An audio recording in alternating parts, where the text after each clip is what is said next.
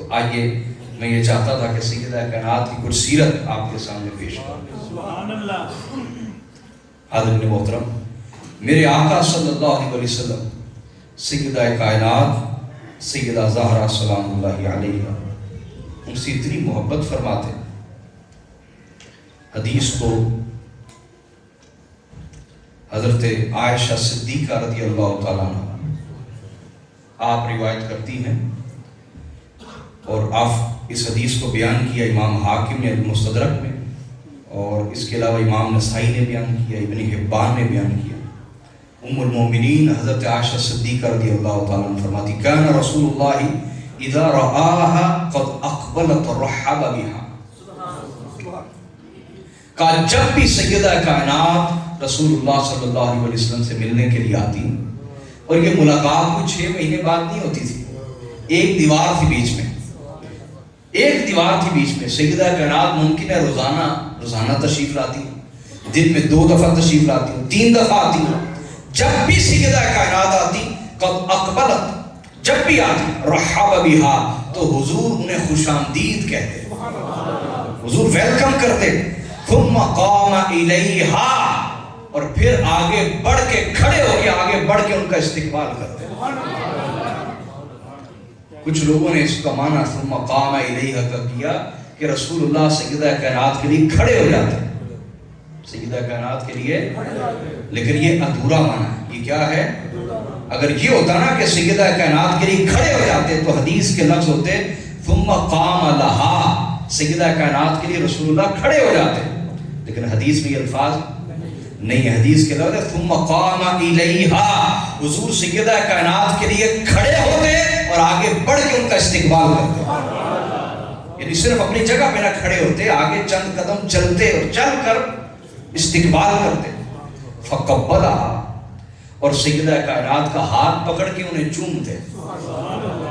واہ واہ واہ، سیدہ کائنات کا ہاتھ چومتے میرے آقا، اور ہاتھ چومتے ثم حتی یجلسہا فی مکانہ، اور جس جگہ سرکار دو عالم خود تشریف فرما ہوتے سیدہ کائنات کو وہاں بٹھاتے۔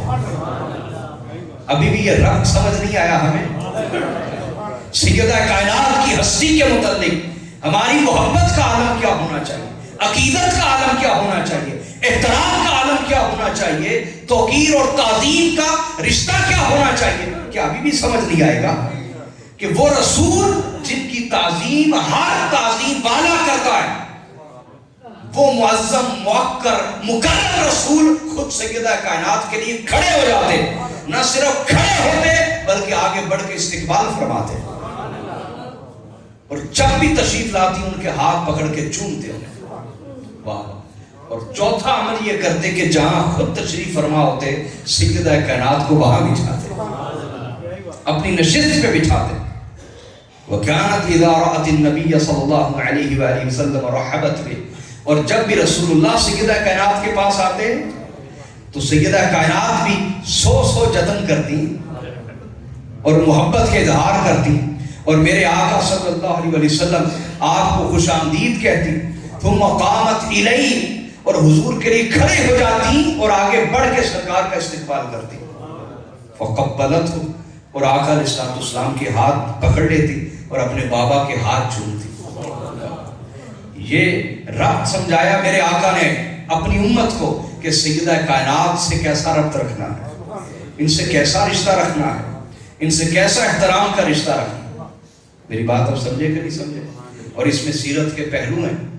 آج ہم اپنی اولاد کو عزت نہیں دیتے، میں نے دیکھا ہے باپ خود اولاد کو گالی دیتا ہے، خود گالی دے گا جب اولاد کو تو محلے والے عزت دیں گے آپ کی اولاد کو؟ بولیے، آپ نے اپنی اولاد کا نام الٹا رکھ لیا ہے تو محلے والے سیدھا نام لیں گے؟ بولے نا، پہلا حکم آپ کے لیے، آپ کی اولادوں کے لیے نہیں، پہلا حکم آپ کے لیے اکرموا اولادکم، اپنی اولاد کو عزت دو، وَأَحْسِنُوا تَعْدِيبَهُمْ، اور ان کی اچھے طریقے سے تربیت کرو۔ اگلا حکم ان کے لیے کہ جب وہ سمجھدار ہو پھر آپ کی تعظیم کریں، تو عزت دیں گے تو عزت ملے گی۔ ایسا تو نہیں ہو سکتا کہ آپ گندم بوئیں تو چاول ہو گئے۔ اولاد کو عزت دینا سکھائیں گے تو عزت دے گی۔ تو یہ میرے آقا صلی اللہ علیہ وسلم نے سیدہ کائنات کے ذریعے سے امت کو گھروں کا نظام بہتر کرنے کی بھی تلقین کی کہ ہمیں اپنے گھروں کے نظام ٹھیک کرنے ہیں. گھروں کے بولیے آج اولاد اور والدین میں فاصلے، یہ فاصلے ختم کرنے چاہیے.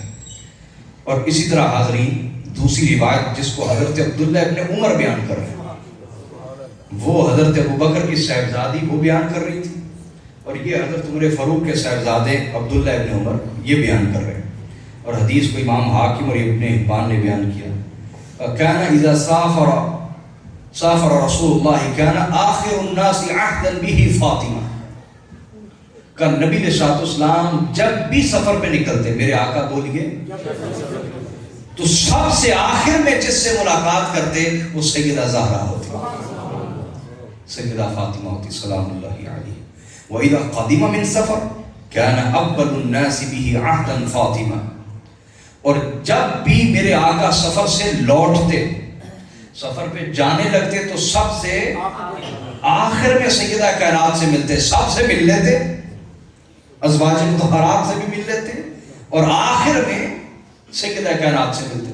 اور جب سفر سے واپسی ہوتی، بولیے سفر سے، تو واپسی میں سب سے پہلے سیدہ کائنات سے ملنے کے لیے آتے. واہ واہ، یہ ذرا محسوس کرے، صرف سنے نا، سمجھے بھی اور محسوس کرے کہ یہ کیسا محبت کا رشتہ ہے. میری بات سمجھ آ رہی ہے؟ یہ کیسا رشتہ ہے. جب جانے لگتے تو سب سے مل کے سب سے آخر میں سیدہ کائنات سے ملتے، اور واپسی جب آتے تو سب سے پہلے سیدہ کائنات سیدہ زہرا سے ملتے سلام اللہ علیہ. کیوں ایسا کرتے؟ حضور چاہتے تھے کہ عرصہ فرقت کم سے کم ہو، عرصہ جدائی کم سے کم ہو، عرصہ ہجر کم سے کم ہو. جدائی کا جو عرصہ ہے، دورانیہ جو ہے وہ کم سے کم. اس لیے جاتے ہوئے سب سے آخر میں ملتے اور آتے ہوئے سب سے پہلے ملتے. واہ واہ. اور اس میں یہ بھی تلقین ہے کہ انسان اپنی اولاد کو، اگر اولاد کو نیک بنانا چاہتا ہے، کیا نیک بنانا چاہتا ہے، تو اسے رول ماڈل بننا پڑے گا اپنی اولاد کے لیے. ایسا تو نہیں کہ آپ جھوٹ بولیں تو آپ کی اولاد سچ بولے، آپ ملاوٹ کریں اور وہ خالص چیز بیچے. نہیں. عربی کا ایک محاورہ ہے جس کا معنی یہ ہے کہ اگر بیٹا باپ پہ جائے تو اس نے کوئی ظلم نہیں کیا. بیٹا اپنے باپ پہ جائے تو پھر اس نے کوئی ظلم، اس نے اسی کو دیکھا تھا نا، سب سے پہلے اسی کو دیکھ دیکھ کے اپنی عادتیں بنائیں. تو اس میں آقا علیہ الصلوۃ والسلام نے تلقین بھی کی ہے، تعلیم بھی دی ہے، تربیت بھی دی ہے اپنے اس عمل کے ذریعے سے کہ ہمیں اپنی اولاد کو ترجیح دینی چاہیے. اپنی اولاد کو بولیے ترجیح دینی چاہیے. بہت سارے لوگ میں نے دیکھے دوستوں کو ترجیح دیتے ہیں، دوستوں پہ اپنی تنخواہ اڑا دیں گے، بیوی بچے گھر میں بے حال بیٹھے رہیں گے. اور دوست تو کیا، میں نے دیکھا کچھ لوگ کبوتروں کو بادام کھلا دیتے ہیں، اپنے بیٹوں کو نہیں کھلاتے. ایسے ایسے بدبخت لوگ ہیں. یہ کبوتروں نے تمہاری شفاعت اور بخشش کروانی، یہ وبال جان بن جائیں گے تمہارے لیے. جوئے میں اڑا دیے، اپنی اولاد کو نہیں دیا. ویل اور بربادی ایسے لوگوں کے لیے، یا تو شادی نہ کرتے، بچے پیدا نہ کرتے، کی ہے تو آپ کے مال میں بہت بڑا حصہ ہے آپ کے بیوی بچوں کا. ان پر خرچ کرتے ہوئے تنگ دل نہ ہو، ان پر خرچ کرتے ہوئے تنگ دل. میرے آقا سے پوچھا گیا یا رسول اللہ سب سے افضل صدقہ کیا ہے؟ اور میں سب سے افضل صدقہ وہ رزق ہے جو تم اپنے بیوی بچوں پہ خرچ کرتے ہو، سب سے افضل صدقہ ہے، اس سے افضل کوئی صدقہ. کئی کنجوس میں نے ایسے دیکھے اور کئی آوارہ گرد ایسے دیکھے، دوستوں پہ اڑا دیں گے، جوئے میں اڑا دیں، بیوی بچوں کو محروم رکھیں.